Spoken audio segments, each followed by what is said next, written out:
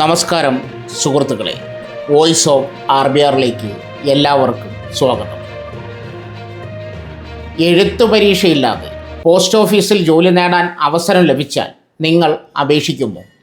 ഇപ്പോൾ നിരവധി ഉദ്യോഗാർത്ഥികൾ അന്വേഷിക്കുന്ന ഒരു പ്രധാന റിക്രൂട്ട്മെൻറ്റാണ് India post Gramin Dak Sevak GDS recruitment 2026. നിങ്ങൾ ഈ വീഡിയോ മുഴുവൻ കണ്ടാൽ ആർക്കൊക്കെ അപേക്ഷിക്കാം, പ്രായപരിധി എത്രയാണ്, പരീക്ഷയുണ്ടോ, എത്ര ശമ്പളം ലഭിക്കും, സ്ത്രീകൾക്ക് ഫീ ഉണ്ടോ, കേരളത്തിൽ മലയാളം നിർബന്ധമാണോ, അപേക്ഷ എങ്ങനെ നൽകാം, ഏത് മാർക്കിൻ്റെ അടിസ്ഥാനത്തിലാണ് സെലക്ഷൻ എന്നിങ്ങനെ ഈ ജോലിയെക്കുറിച്ചുള്ള പ്രധാന കാര്യങ്ങളെല്ലാം വളരെ ലളിതമായി മനസ്സിലാക്കാം. അതുകൊണ്ട് വീഡിയോ സ്കിപ്പ് ചെയ്യാതെ അവസാനം വരെ കാണുക. ആദ്യം തന്നെ ഏറ്റവും പ്രധാനപ്പെട്ട കാര്യം പറയാം. ഇന്ത്യ പോസ്റ്റിൻ്റെ ഗ്രാമീൺ ഡാക് സേവക് അതായത് GDS റിക്രൂട്ട്മെൻറ്റിൽ 25,000-ലധികം വേക്കൻസീസ് ഉണ്ടെന്നാണ് പുറത്തു വന്നിരിക്കുന്ന വിവരങ്ങൾ. ഇതിൽ പ്രധാനമായും branch post master BPM, assistant branch post master ABPM, Dak Sevak എന്നിങ്ങനെ വിവിധ പോസ്റ്റുകളാണ് ഉൾപ്പെടുന്നത്. അതായത് 10ാം ക്ലാസ് കഴിഞ്ഞ സർക്കാർ മേഖലയിൽ ജോലി അന്വേഷിക്കുന്നവർ പ്രത്യേകമായി ശ്രദ്ധിക്കേണ്ട റിക്രൂട്ട്മെൻറ്റാണിത്. പക്ഷേ ഇവിടെ ഒരു കാര്യം പ്രത്യേകം മനസ്സിലാക്കണം.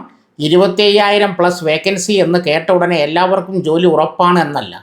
വേക്കൻസി ഉണ്ടെന്ന് അപേക്ഷിക്കാനുള്ള അവസരമാണ്. സെലക്ഷൻ നിങ്ങളുടെ എലിജിബിലിറ്റി, മാർക്ക്, കാറ്റഗറി, വേക്കൻസി തുടങ്ങിയ കാര്യങ്ങളെ ആശ്രയിച്ചായിരിക്കും. അതുകൊണ്ട് ഈ വീഡിയോയിലെ എലിജിബിലിറ്റി ഭാഗം മാത്രം ശ്രദ്ധിച്ച് കേൾക്കണം. ഇനി ഏറ്റവും കൂടുതൽ ആളുകൾ ചോദിക്കുന്ന ചോദ്യം, പോസ്റ്റ് ഓഫീസ് GDSന് റിട്ടേൺ എക്സാം ഉണ്ടോ?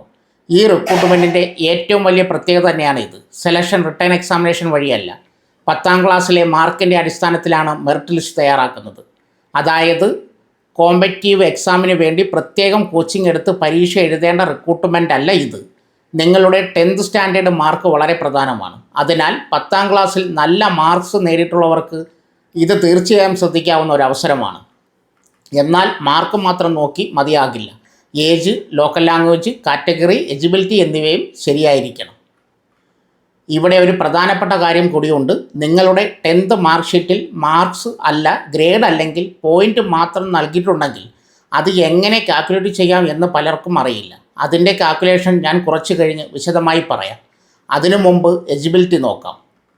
ഈ റിക്രൂട്ട്മെൻറ്റിൻ്റെ അടിസ്ഥാന വിദ്യാഭ്യാസ യോഗ്യത 10th സ്റ്റാൻഡേർഡ് SSLC പാസ്, അതായത് 10ാം ക്ലാസ് വിജയിച്ചവർക്ക് അപേക്ഷിക്കാം.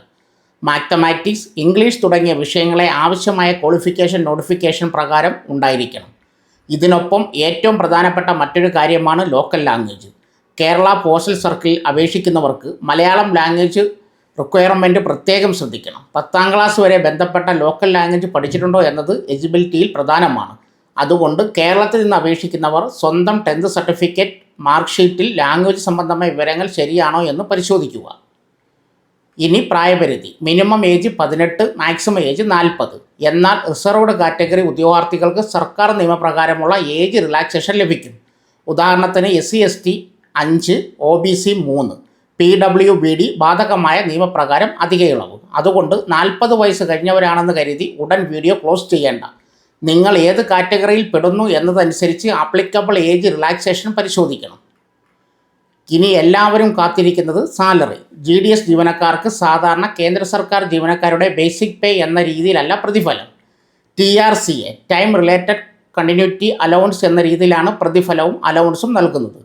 നൽകിയിരിക്കുന്ന വിവരങ്ങൾ പ്രകാരം BPM 12,000 മുതൽ 29,380 വരെ പ്രതിമാസം. അതുപോലെ ABPM ആൻഡ് ഡാക് സേവക് 10,000 മുതൽ 24,470 വരെ പ്രതിമാസം. എന്നാൽ ഇവിടെ ഒരു പ്രധാന കാര്യം, 29,380 സാലറി എന്ന് മാത്രം പറഞ്ഞ് ഇത് റെഗുലർ സെൻട്രൽ ഗവൺമെൻറ് പെർമനൻറ്റ് ജോബാണെന്ന് കരുതരുത്. GDS എൻഗേജ്മെൻറ്റിന് പ്രത്യേക സർവീസ് കണ്ടീഷനാണ് ഉള്ളത്. അതിനാൽ സാലറി മാത്രമല്ല, ജോബ് നേച്ചർ കൂടി മനസ്സിലാക്കണം. ഇതാണ് പലർക്കും കൺഫ്യൂഷനുള്ള ഭാഗം. GDS ജീവനക്കാർ regular department of post employee അല്ല. ജോലി സമയം സാധാരണയായി ദിവസം 4 മുതൽ 5 മണിക്കൂർ വരെ ആയിരിക്കും. കൂടാതെ GDS എൻഗേജ്മെൻറ്റിന് നോട്ടിഫിക്കേഷനിൽ പറയുന്ന പ്രത്യേക നിബന്ധനകൾ ബാധകമാണ്. അതിനാൽ പോസ്റ്റ് ഓഫീസ് ജോബ് എന്ന് കേട്ട് റെഗുലർ ഡിപ്പാർട്ട്മെൻറ്റ് പോസ്റ്റ് പോലെയുള്ള എല്ലാ സർവീസ് ബെനിഫിറ്റും ഉണ്ടെന്ന് കരുതരുത്. അപേക്ഷിക്കുന്നതിന് മുമ്പ് ഒഫീഷ്യൽ നോട്ടിഫിക്കേഷനിലെ സർവീസ് കണ്ടീഷൻ നിർബന്ധമായും വായിക്കുക. ഇനി മറ്റൊരു പ്രധാനപ്പെട്ടത് GDS പോസ്റ്റിന് കമ്പ്യൂട്ടർ നോളജ് ആവശ്യമാണ്. കൂടാതെ ജോലി നിർവഹിക്കുന്നതിന് സൈക്കിൾ റൈഡ് ചെയ്യാനുള്ള കഴിവും ആവശ്യമാണ്. ഇതോടൊപ്പം GDS എൻഗേജ്മെൻറ്റിൻ്റെ ഒരു പ്രധാന കണ്ടീഷനാണ് മറ്റൊരു വരുമാന മാർഗം ഉണ്ടായിരിക്കണം എന്നത്. അതിനാൽ SSLC ഉണ്ടെങ്കിൽ മാത്രം മതി എന്ന് കരുതരുത്. SSLC plus local language plus age plus computer knowledge plus മറ്റാവശ്യമായ എലിജിബിലിറ്റി കണ്ടീഷൻ എല്ലാം പരിശോധിച്ച ശേഷമാണ് അപേക്ഷിക്കേണ്ടത്. ഇനി ആപ്ലിക്കേഷൻ ഫീ. പൊതുവിഭാഗത്തിൽ ബാധകമായ അപേക്ഷാ ഫീസ് 100. എന്നാൽ എല്ലാ വനിതാ ഉദ്യോഗാർത്ഥികൾക്കും SC/ST വിഭാഗക്കാർക്കും PWBD വിഭാഗക്കാർക്കും ബാധകമായ ഇളവ് നോട്ടിഫിക്കേഷൻ നൽകിയിട്ടുണ്ട്. അതിനാൽ നിങ്ങൾ ഫീ അടയ്ക്കുന്നതിന് മുമ്പ് നിങ്ങളുടെ കാറ്റഗറി പരിശോധിക്കുക. ഒഫീഷ്യൽ പോർട്ടലിൽ ഫീ പേയ്മെൻറ്റ് ഓൺലൈനായി ചെയ്യാനുള്ള സംവിധാനം നൽകിയിട്ടുണ്ട്. പ്രധാന മുന്നറിയിപ്പ്: അപരിചിതരായ വ്യക്തികൾക്ക് പണം അയച്ച് ആപ്ലിക്കേഷൻ ചെയ്യരുത്. ഇന്ത്യ പോസ്റ്റ് തന്നെ റിക്രൂട്ട്മെൻറ്റ് സംബന്ധിച്ച വ്യാജ ഫോൺ കോൾസ്, SMS വഴി പണം ആവശ്യപ്പെടുന്നവരെക്കുറിച്ച് മുന്നറിയിപ്പ് നൽകിയിട്ടുണ്ട്. ഇനി ഈ വീഡിയോയിലെ ഏറ്റവും പ്രധാനപ്പെട്ട ഭാഗങ്ങളിലൊന്ന് സെലക്ഷൻ എങ്ങനെയാണ്. റിട്ടേൺ എക്സാം ഇല്ലാതെ 10th സ്റ്റാൻഡേർഡ് മാർക്ക് അടിസ്ഥാനമാക്കി കമ്പ്യൂട്ടർ ജനറേറ്റഡ് മെറിറ്റ് ലിസ്റ്റ് തയ്യാറാക്കുന്നതാണ് സെലക്ഷൻ പ്രോസസ്സ്. ഇവിടെയാണ് നിങ്ങളുടെ 10th മാർക്ക് വളരെ പ്രധാനമാകുന്നത്. നിങ്ങളുടെ മാർക്ക് ഷീറ്റിൽ പെർസെൻറ്റേജ് മാർക്കാണെങ്കിൽ അത് നോട്ടിഫിക്കേഷനിൽ പറഞ്ഞ രീതിയിൽ നൽകണം. ഗ്രേഡ് അല്ലെങ്കിൽ പോയിൻറ്റ്സ് മാത്രമാണ് മാർക്ക് ഷീറ്റിൽ ഉള്ളതെങ്കിൽ അതിനും പ്രത്യേക കൺവെർഷൻ മെത്തേഡ് ഉണ്ടായിരിക്കും. നിങ്ങൾ നൽകിയിരിക്കുന്ന വിവരപ്രകാരം 9.5 ഫാക്ടർ ഉപയോഗിച്ച് ഗ്രേഡ് അല്ലെങ്കിൽ പോയിൻ്റ് കൺവെർഷൻ നടത്തുന്നതാണ്. പക്ഷേ അപേക്ഷ സബ്മിറ്റ് ചെയ്യുന്നതിന് മുമ്പ് 2026 ഒഫീഷ്യൽ നോട്ടിഫിക്കേഷനിലെ എക്സാക്റ്റ് കാൽക്കുലേഷൻ റൂൾ നിർബന്ധമായും പരിശോധിക്കുക. ഇനി പ്രധാന തീയതികൾ. നൽകിയിരിക്കുന്ന ഷെഡ്യൂൾ പ്രകാരം വൺ ടൈം രജിസ്ട്രേഷൻ 2026 ഓഗസ്റ്റ് 31 മുതൽ സെപ്റ്റംബർ 19 വരെ. Online application and fee payment 2026 September 2 മുതൽ സെപ്റ്റംബർ 21 വരെ. Application correction 2026 September 23, 24. പക്ഷേ സുഹൃത്തുക്കളെ, ഡേറ്റ് സംബന്ധിച്ച ഒരു കാര്യം പ്രത്യേകം ശ്രദ്ധിക്കുക. റിക്രൂട്ട്മെൻറ്റ് ഡേറ്റ് മാറാൻ സാധ്യതയുള്ളതിനാൽ ഒഫീഷ്യൽ ഇന്ത്യ പോസ്റ്റ് GDS നോട്ടിഫിക്കേഷനിൽ കാണുന്ന ഡേറ്റ് മാത്രം ഫൈനലായി പരിഗണിക്കുക. അവസാന ദിവസത്തേക്ക് അപേക്ഷ മാറ്റിവെക്കാതെ നേരത്തെ തന്നെ അപ്ലൈ ചെയ്യുന്നതാണ് സുരക്ഷിതത്വം. അപ്പോൾ സുഹൃത്തുക്കളെ, SSLC ക്വാളിഫിക്കേഷൻ, 18 തൊട്ട് 40 ഏജ് ഗ്രൂപ്പ്, റിട്ടേൺ എക്സാം ഇല്ലാതെ സെലക്ഷൻ, 25,000 പ്ലസ് വേക്കൻസീസ് എന്നിങ്ങനെ നിരവധി കാരണങ്ങളാൽ ഈ റിക്രൂട്ട്മെൻറ്റ് ശ്രദ്ധിക്കേണ്ടതാണ്. നിങ്ങൾക്ക് ഈ ജോലിയെക്കുറിച്ച് എന്തെങ്കിലും സംശയമുണ്ടെങ്കിൽ കമൻറ്റ് ബോക്സിൽ ചോദിക്കാം.